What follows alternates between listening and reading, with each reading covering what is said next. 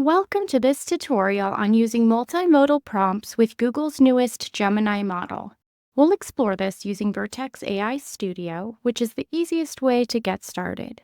Before we begin our main demonstration, we need to complete two important setup steps.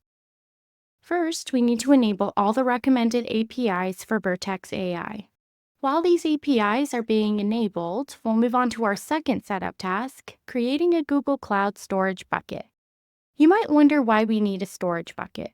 The reason is that Vertex AI Studio often needs to work with media files, and we may want to analyze our own data. The cloud storage bucket gives us a place to upload large files that both Vertex AI Studio and the Gemini model can access.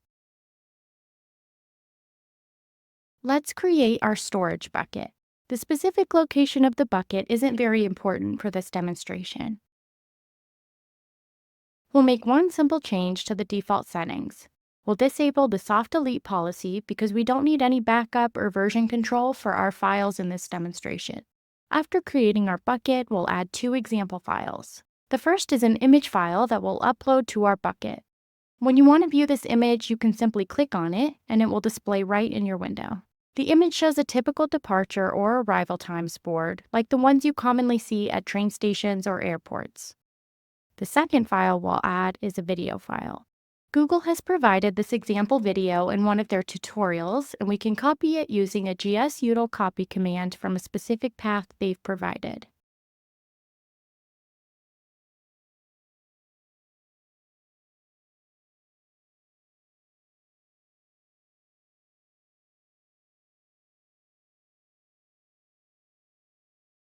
Now, let's navigate to the Vertex AI Studio interface. In the Freeform Studio section, there are several important features to understand.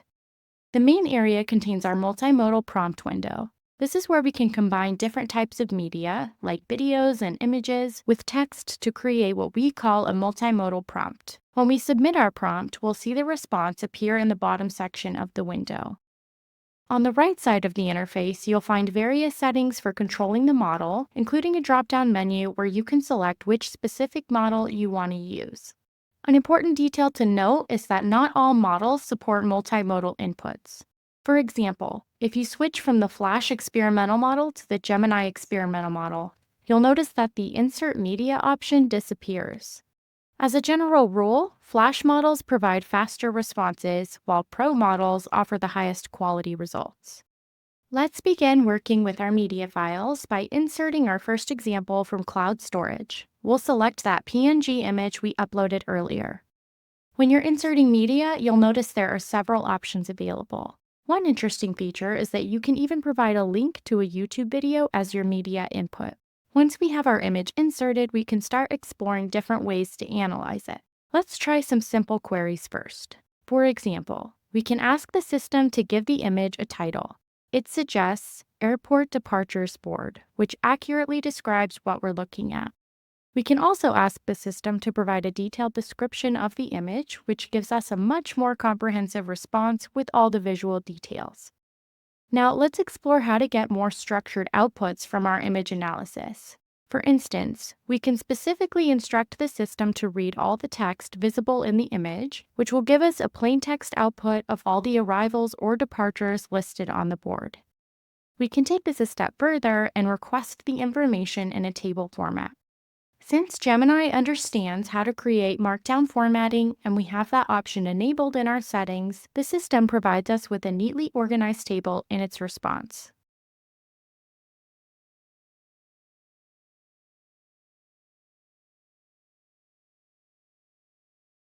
Looking at our results, we can see that the system has captured most of the information accurately, though we notice it's missing a small percentage of the Asian departures data. This is a good time to mention that if you create prompts that work particularly well for your needs, you should save them for future use. You can do this by giving your prompt a name and saving it. If you make any changes to your prompt later, the system will allow you to save it as a new version. When you exit to the prompt gallery, you'll discover a variety of pre-made prompts to help you get started. In the prompt management section, you can find all your custom prompts. This area offers many useful features for prompt engineering, including options for translation prompts, chat prompts, and free-form prompts. If you're interested in seeing examples for a specific type of interaction, you can use the filters available in the prompt gallery to narrow down the options. Now let's return to the free-form prompt page and experiment with our video file.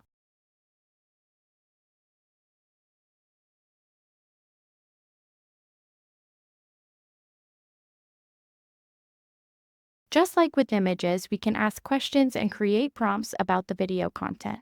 One important thing to keep in mind is that working with videos requires significantly more tokens than working with images or text alone. Let's discuss an important concept in prompt engineering: the difference between zero-shot, one-shot, and few-shot prompts. Often, we want to provide examples to help the model understand exactly what kind of output we're looking for. Let's demonstrate this by starting fresh. We'll clear everything out and ask a simple question: what is a prompt gallery?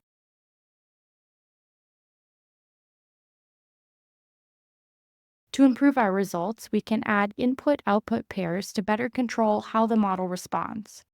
These pairs show the model exactly what kind of answer we're looking for. For example, if we provide one example of how we want the model to answer and then enter a new prompt, we'll get a response that matches our preferred style. If we adjust our example to be more direct, we'll notice that the model's responses become more direct as well. This shows how providing examples helps us fine-tune the model's responses more effectively. Finally, let's explore the chat interface, which represents the traditional way of interacting with LLMs. One powerful feature of the chat interface is that we can provide system instructions to shape how the chatbot behaves. These instructions help define the character and style of the chatbot's responses, giving us more control over the interaction.